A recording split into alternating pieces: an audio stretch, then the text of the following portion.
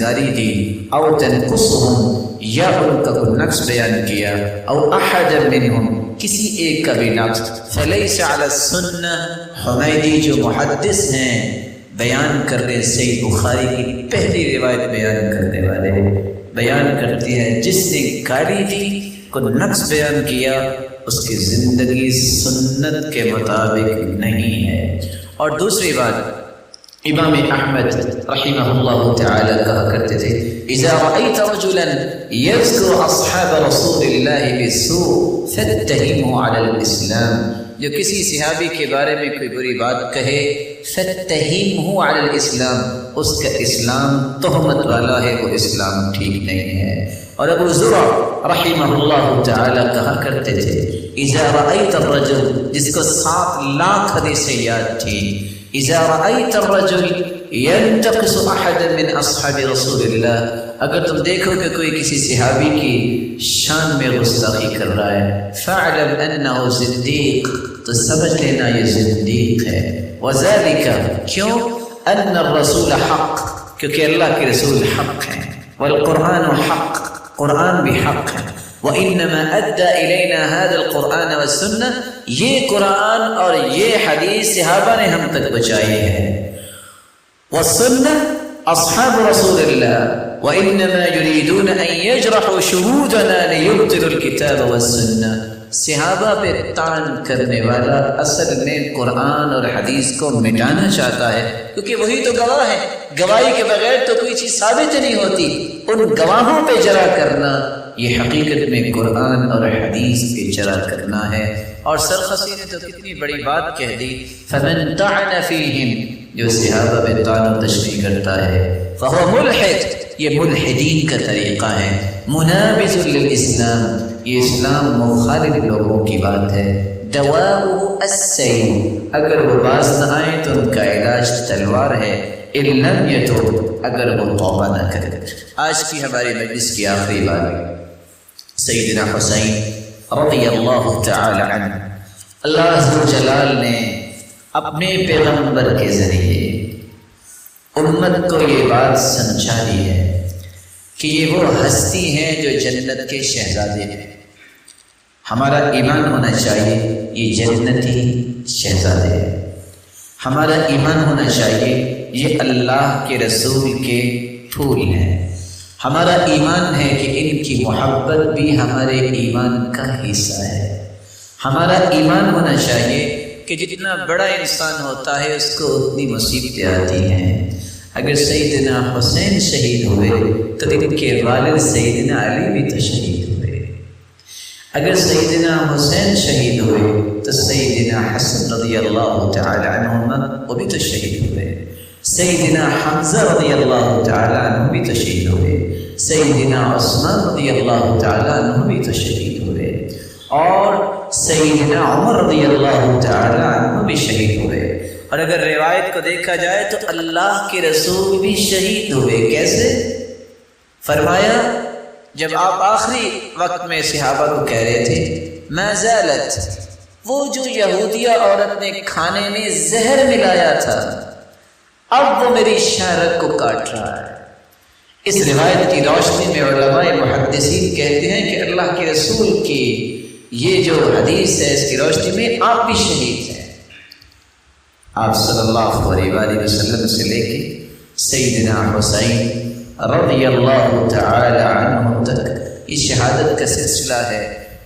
یہ شہادت ان کو نصیب ہوتی ہے جن کا مقام بڑا ہوتا ہے۔ رسول اکرم صلی اللہ علیہ وسلم کے اس پیارے پھول کے کچھ پیغامات ہیں، وہ سن لیجیے اور ہم اپنی بات کو مکمل کرتے ہیں۔ رسول اللہ صلی اللہ علیہ وسلم کے یہ پھول سیدنا حسین، ان کا اخلاق کتنا تھا۔ ایک شخص نے ان کے بڑے بھائی حسن کو بہت برا بھلا کہا، انہوں نے اس کو بلایا اور مسکراتے ہوئے اس کے ہاتھ میں 40 درہم تھما دیے اور کہا مجھے پتہ چلا ہے کہ آپ خاصے آج کل پریشان ہیں، یہ تم لے لو اور اپنی گزر بسر کرو، لیکن میں ایک آپ کو بات بتاؤں، گالی گلوچ یہ اسلام میں جائز تھی۔ 40 درہم بھی دیے اور سبق بھی دے دیا کہ گالی گلوچ اللہ کے رسول نے سے منع کیا۔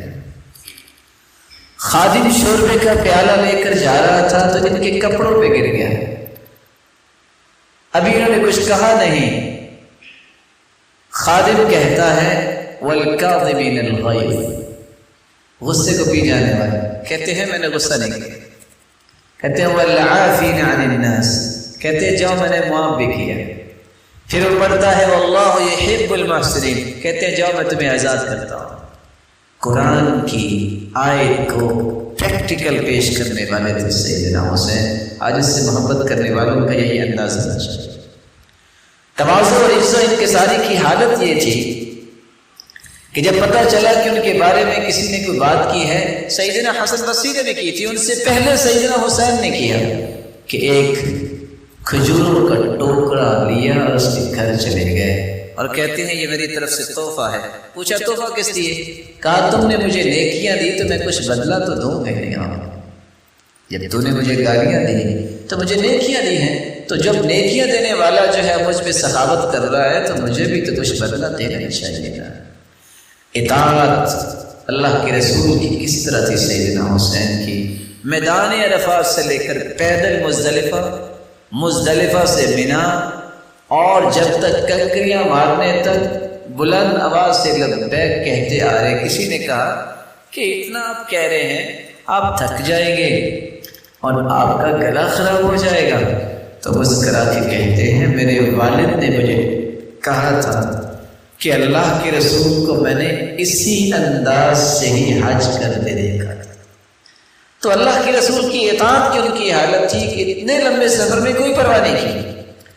اس سے محبت کرنے والوں سے ایسے ہی اطاعت اسلام تقاضا کرتا ہے، اور صبر و استقامت جو آپ کے سامنے ہے، جو آپ نے سنا ہے، سیدنا حسین رضی اللہ تعالی عنہ جب مکہ سے وہاں روانہ ہوئے، اصل مسئلہ کیا تھا؟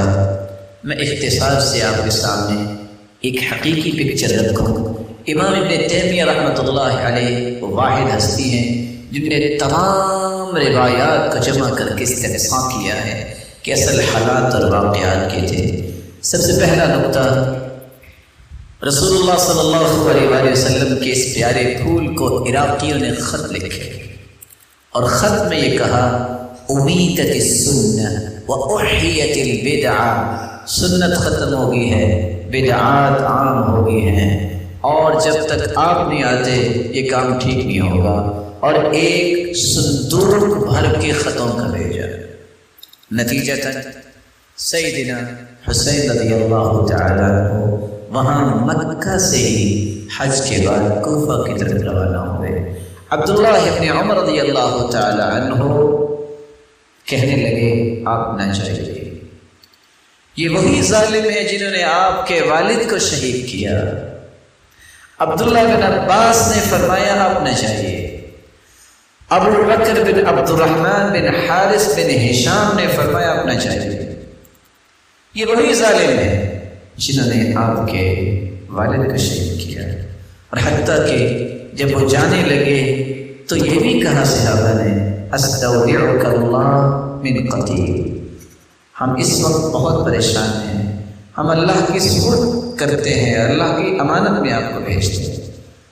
جب یہ جا رہے تھے فرزدق شاعر بھی ملا، اور فرزدق شاعر نے کہا کہ اگر مجھے یہ پتہ ہو کہ آپ رک جائیں گے تو میں آپ کی سواری کے سامنے لیٹ جاتا، آپ نہ جائیے، ان لوگوں پہ اعتماد نہ کیجیے۔ لیکن کچھ فیصلے اللہ کی طرف سے ہوتے ہیں۔ رسول اللہ صلی اللہ علیہ وآلہ وسلم کے پاس جبریل امین تشریف لائے، اور جبریل امین جب تشریف لائے تو ان کے ہاتھ میں خون آلود مٹی تھی۔ آپ صلی اللہ علیہ وآلہ وسلم نے پوچھا یہ کیا؟ تو آپ صلی اللہ علیہ وآلہ وسلم کو بتایا گیا کہ یہ سیدنا حسین کی شہادت کی مٹی ہے۔ تو اللہ عز و جل کے جو فیصلے ہیں وہ نافذ ہو کے رہتے ہیں۔ نتیجتاً جب وہاں پہنچے تو اس وقت ان کو اطلاع یہ مل چکی تھی کہ ان ظالموں نے سیدنا حسین رضی اللہ تعالی عنہ کے بھائی کو شہید کر دیا ہے۔ جب یہ بات ان تک پہنچی کہ مسلم بن عقیل رضی اللہ تعالی عنہ اور ہانی بن عروہ ان دونوں کو شہید کر دیا گیا ہے، اور یہ شہید کرنے والا وہ ظالم ہے جو کوفے کا اس وقت گورنر تھا، عبید اللہ بن زیاد۔ جب پتہ چلا تو آپ نے فیصلہ کیا کہ اب کیا کرنا ہے۔ عبید اللہ بن زیاد نے لشکر بھجوایا۔ جب اس کو یہ پتہ چلا کہ سیدنا حسین رضی اللہ تعالی عنہ یہ اپنا فیصلہ چینج کر بیٹھے ہیں کہ اب یہ کوفہ کی طرف نہیں آئیں گے، اب یہ کسی اور جگہ جائیں گے، جس کے نتیجے میں یہ ساری کی ساری شامت میری آئے گی۔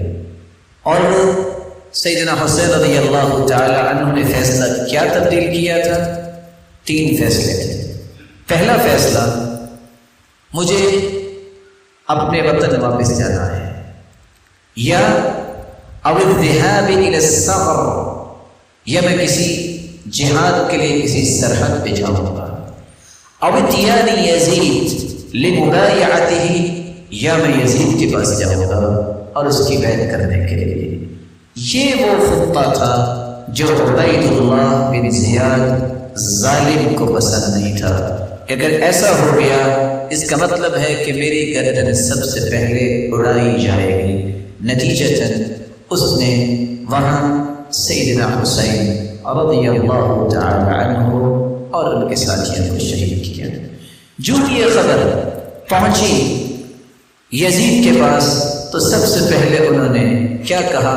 لعن اللہ ابن مرجانہ، اللہ لعنت کرے ابن مرجانہ پہ، یعنی عبید اللہ بن زیاد پہ، کہ جس نے یہ اتنا بڑا غلط کام کیا ہے۔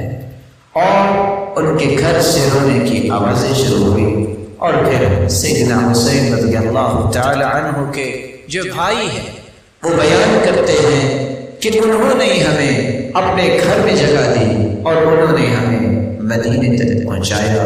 جب مدینے میں آپ کا جسد خاکی تو وہاں ہی اس کی تدفین کی گئی، لیکن آپ کے سر مبارک کو مدینہ لایا گیا۔ سب لوگ اس وقت عمر بن سعید کے پاس جمع تھے۔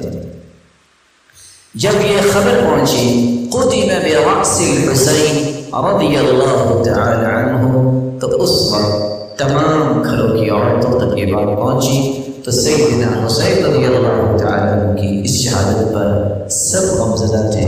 اور یہ ظالم شمر جو عبید اللہ بن زیاد کے اشارے پہ جس نے شہید کیا تھا، پھر اللہ ذو جلال نے اس کو عبرتناک سزا دی۔ جس طرح اس نے اس ہستی کو شہید کیا، اسی طرح ہی عبید اللہ بن زیاد کی حالت ہوئی، جس کا احادیث میں حال موجود ہے۔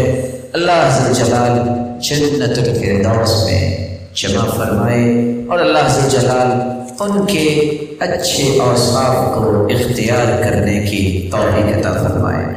یہاں یہ بات یاد رہنی چاہیے، معاشرے میں ایک نہیں 10 ایسے جھوٹ ہیں جن کو پھیلایا جاتا ہے، اور 10 ایسی باتیں ہیں جن کو بتایا جاتا ہے جن کا حقیقت کے ساتھ کوئی تعلق نہیں ہے۔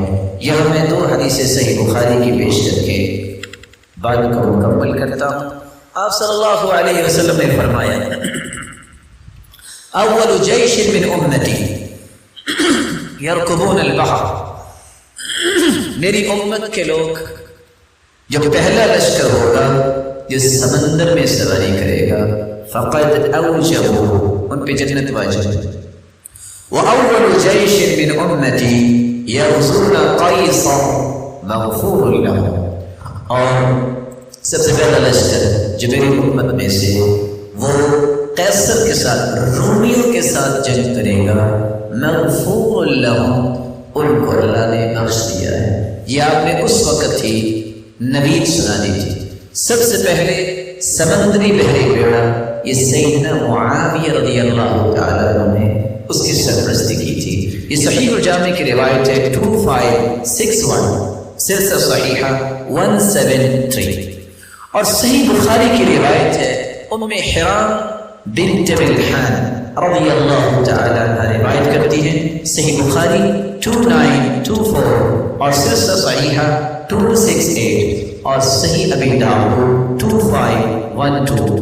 آپ نے فرمایا اول جیش من امتی یغزون البحر، میری امت میں سب سے پہلا لشکر جو سمندر میں غزوہ کرے گا، جہاد کرے گا، فقد اوجبوا، ان پہ جنت واجب ہے۔ قالت ام حرام کہتی ہیں قلت یا رسول اللہ، میں نے اس حدیث کو سن کے فوراً کہا اللہ کے رسول انا فیہ، دعا کیجیے میں بھی ان لوگوں میں شامل ہوں کہ میرے اوپر بھی جنت واجب ہو جائے۔ قال انت فیہ، تو آپ نے فوراً خوشخبری دی آپ بھی ان میں سے ہو۔ تو ام حرام واقعتاً اس میں شامل تھی اور گھوڑے سے گر کے یہ شہید ہوئی، کیونکہ میدان جہاد کی طرف جا رہی تھی تو ان کی شہادت ہی کنسیڈر ہوئی۔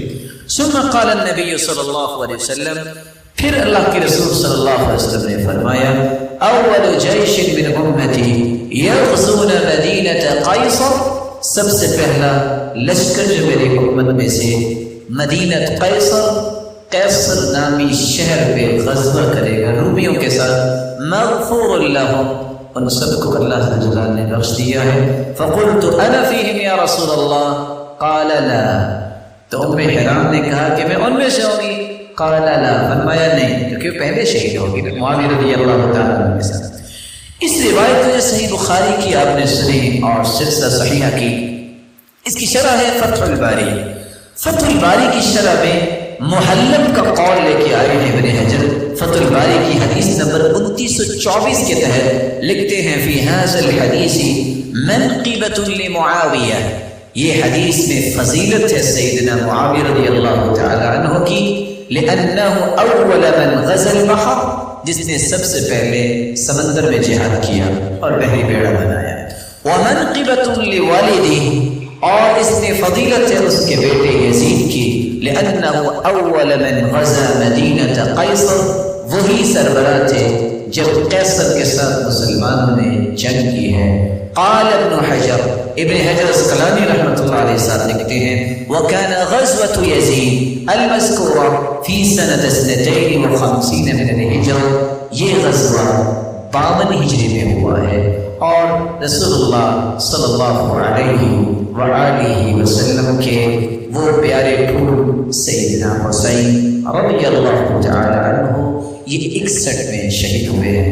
رب تعالیٰ سے دعا ہے کہ اس مبارک مہینے کی برکتوں کو سمیٹنے کے لیے ہم عاشورہ کا روزہ رکھیں اور برکتوں کو سمیٹنے کے لیے اپنے دل میں اہل بیت اور صحابہ کی محبت کی تجدید کریں اور ان کی محبت کو دنیا کے سامنے پیش کریں، اور ان محرم کی برکتوں کو سمیٹنے کے لیے صحابہ کرام کے نقش قدم پر چلتے ہوئے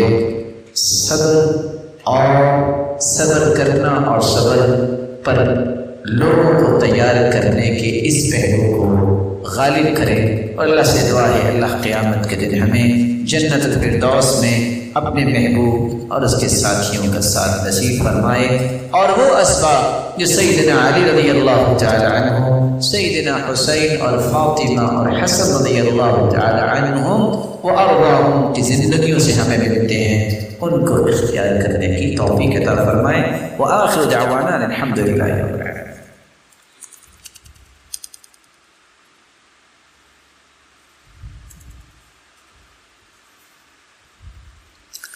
ایک سوال ہے کہ صحابہ کرام یا تابعین تبع تابعین کی موجودگی میں فتح نصیب ہوگی، مگر حضرت امام حسین کی موجودگی میں اس قدر ظلم کیسے برپا ہوا؟ یہ بات سمجھنے والی ہے، بہت اچھا سوال ہے۔ سیدنا حسین جب گئے تھے تو وہ جنگ کے لیے نہیں گئے تھے، یہ بات سمجھنا بہت ضروری ہے۔ پھر سیدنا حسین رضی اللہ تعالیٰ عنہ اگر وہ اسلام کی جنگ کرنے جاتے تو کوئی صحابی پیچھے نہ رہتے، ان کو تو بلایا گیا تھا کہ آپ تشریف لائیں یہاں، ہم آپ کی ہاتھ پہ بیعت کرتے ہیں، وہ جنگ کے لیے تو گیا ہی نہیں تھے۔ یہ کفر اسلام کی جنگ ہوتی تو کبھی بھی صحابہ پیچھے نہ رہتے۔ یہ اس دھوکے میں اللہ ذوالجلال کے پیغمبر کے اسکول کو شہید کیا گیا اور ظلم کیا گیا۔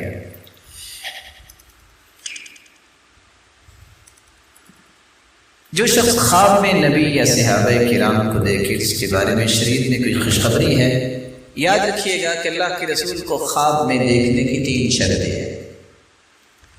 سب سے پہلے، جو شخص سنت پہ عمل نہیں کرتا اس کو اللہ کے رسول کا دیدار ہی نہیں ہوتا۔ جس شخص کے علم میں نہیں ہے کہ اللہ کے پیارے پیغمبر کا چہرہ انور کیسا تھا، وہ حالات کو جانتا نہیں، وہ پہچان ہی نہیں سکتا کہ میں نے دیکھا کیا ہے۔ اور تیسرا، یہ کوئی بھی کرامت کی بات نہیں، اللہ تعالیٰ جس کو بھی عطا کر دے اس کو ہی دیدار ہو سکتا ہے۔ لیکن یاد رکھیے، ان الشیطان لا يتمثل بی، حدیث یہ کہتی ہے، اللہ کے رسول کا فرمان ہے، شیطان میری شکل اختیار نہیں کر سکتا۔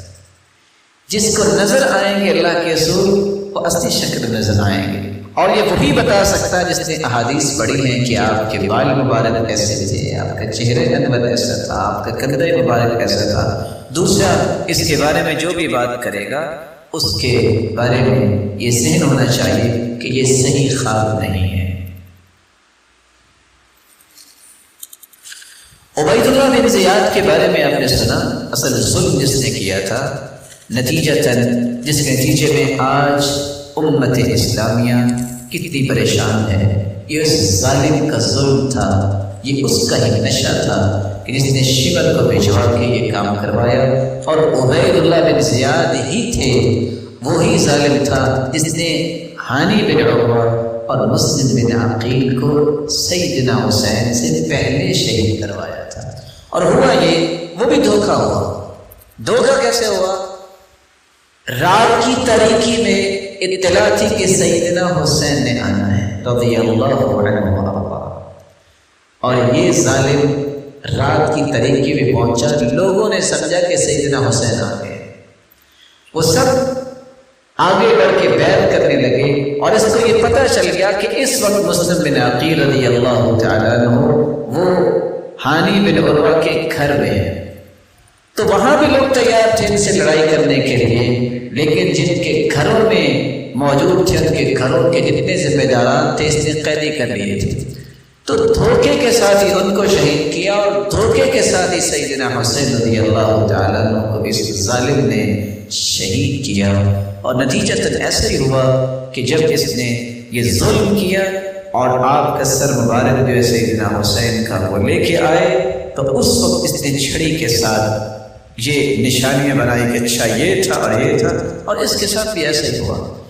جب جنگ ہوئی تو دوبارہ اس کی بھی گردن کاٹی گئی، اور صحابی بیان کرتے ہیں کہ اس کی گردن جب ماری گئی ظالم کی تو اچانک سے سانپ آیا اور وہ اس کے ناک میں داخل ہوا اور دوبارہ سے منہ کے نکل گیا، اور صحابہ جو بیٹھے ہوئے تھے جو اس وقت مسلمان تھے کہنے لگے قد جاء، تو ظلم کا بدلہ دنیا میں بھی ملا۔ اور سچ کہا تھا صحابہ کرام نے، جس نے ظلم کیا سیدنا حسین سے ان کا بدلہ اللہ نے دنیا میں ہی لے لیا۔ اللہ جلال قیامت کے دن ان جنتیوں کا ساتھ سب کو نصیب فرمائے۔ میں آخر میں ایک گزارش ضرور کروں گا آپ لوگوں سے، آپ لڑائی جھگڑے کو چھوڑ کے قرآن و حدیث کا مطالعہ کرنے کو پریفر کیا ہے۔ اور دوسری گزارش، یہ مبارک دن جو ہے، ان مبارک دنوں میں سنت کے مطابق روزہ رکھنا چاہیے۔ اللہ کے رسول نے 1 سال کے گناہ معاف ہوتے ہیں جو 10 محرم کا روزہ رکھتا ہے، اور آپ اکثر روزے محرم میں رکھا کرتے تھے، یہ نبی کی سنت ہے، اس کو پریفر کرنا چاہیے۔ اور تیسری بات، آپ کو اس بارے میں بھی ضرور غور کرنا چاہیے، دنیا میں ہر شخص عبادت کرتا ہے، ہمیں حکومت وقت سے بھی یہ گزارش کرنی چاہیے کہ حکومت وقت اس کا مثبت حل نکالے۔ یہ 10 دن تو بڑی رحمت کے دن ہو سکتے ہیں، کیونکہ محرم مہینہ ہی اچھا ہے، حرمت والا ہے۔